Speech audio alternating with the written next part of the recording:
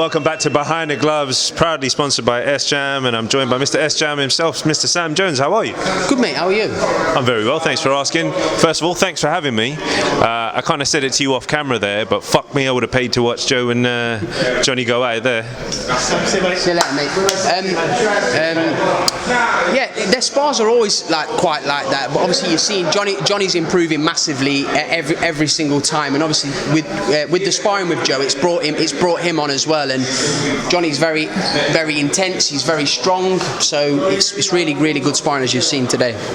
And just going slightly off topic, man, but Darius Fulgham. Yeah. How did that come about? That was completely random. Darius Fulgham. Fulgham. I need to ask him specifically how to actually pronounce it, but it's Fulgham. I believe it's Fulgham. Mate, he's mustard. Like proper. It's a huge moment for our business, really, to get a talent like Darius. I've been watching him for 2 years and stayed in real good touch with him. And listen, we're fortunate to sign him. We're going to deliver for him as we do with all of our fighters, but I'm honoured. I'm really honoured that we've managed and that he's put his trust in us to sign him. Can we expect any other secret signings? No, not at the moment.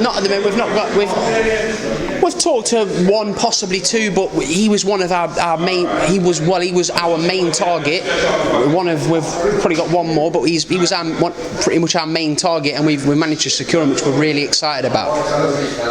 Perfect. And going back to Joe now, obviously there was a bit of talk last month at the AIBA Games and the Olympic Games where Joe fought is being investigated, and there is potential that he might now secure a gold medal. Do you think that's important to his career? No, it's not important to his career because everyone watched the fight. Most people watched the fight. They saw what happened. Joe got robbed in that fight, but Joe handled it with grace and honour, and he got on with it, and he's well ahead of Tony Yoka in the pros now.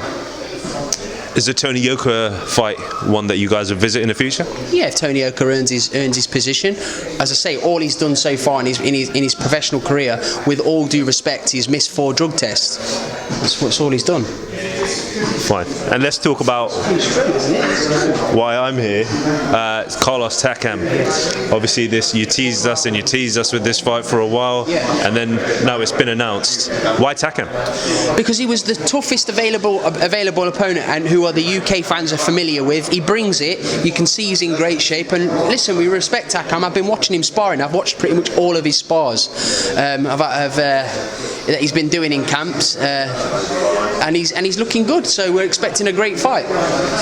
And provided Joe gets through Takam July 24th, surely, because the Aj-Uysk fight was spoken about so much, the world title fight has to be next. Yeah, it's something where it's going to happen in the near future regardless. But Joe's going to be in a great position. He'll be moved up to #1 in the WBO slot, so Joe will be made official mandatory for the WBO world title. Usyk's going to fight AJ. And listen, it's anyone for Joe next. Any one of the champions, whoever's going to be the champion at the time, that's who Joe wants to fight, excuse me. I'm just going to ask this question because I've had a lot of my mates ask me, is there any interest in a rematch with Daniel Dubois? Why would there be any interest in someone? Listen to me, right? I don't want to keep going around in circles about it. Like, Daniel Dubois, there's been nobody more vocal than me in support of Daniel.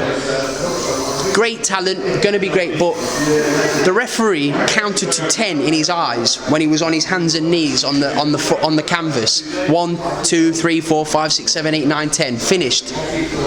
You can't get any more conclusive than that. He is not in our plans.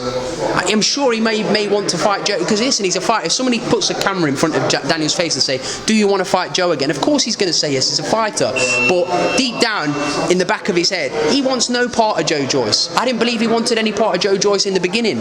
So if I was Frank and if I was his dad, his dad's a really good guy, good team. He's moved to Shane McGuigan. I'm sure he'll improve under Shane. Shane's a good coach.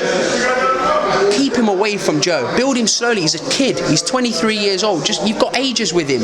Why would you want to feed him back to Joe? If Joe boxed him again, he'd beat him even worse than he did that time. And I think that kind of puts a full stop on it for you, Gustav. It's just a full stop. I wish Daniel all the best, but keep him well away from Joe Joyce. He don't need any of that. Just the last few questions before I let you go, I promise. First one, obviously the news was announced last night. Fury and Wilder seems to be off because of a COVID outbreak. What do you make of that whole situation?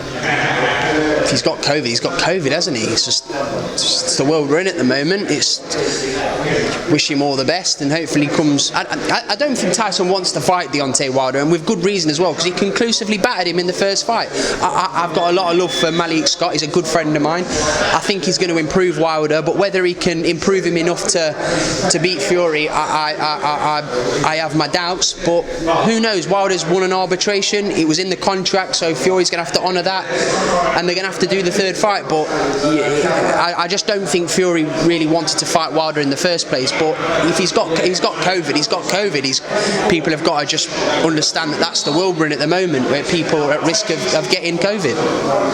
And the last couple of questions. Aj-Uysk seems to be announced. Well, it's on the cusp of being announced. Yeah. How does that fight play out for you? Old Carl Froch one-liner: too big, too strong. AJ. So I think AJ will be too physically strong for him. I think if AJ puts the pressure on him early, I reckon it could go early. Funny enough, I think the longer it goes, it could favour Usyk if Usyk gets into a rhythm. But I see AJ knocking him out.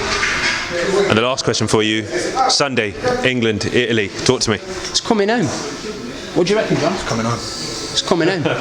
Perfect. We'll end it there. Mr. Sam Jones, thank you very much for talking to us behind the gloves. Nice. Perfect.